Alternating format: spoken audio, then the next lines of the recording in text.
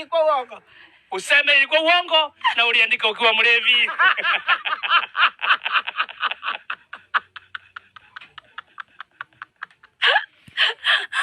Jamaa akachukuliwa akawekwa kwa gari.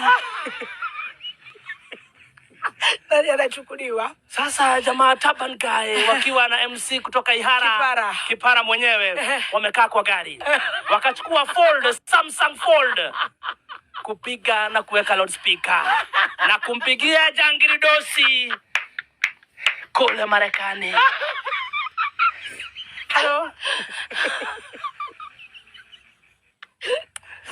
Nataka kugauta kelele tuambia yote alilie.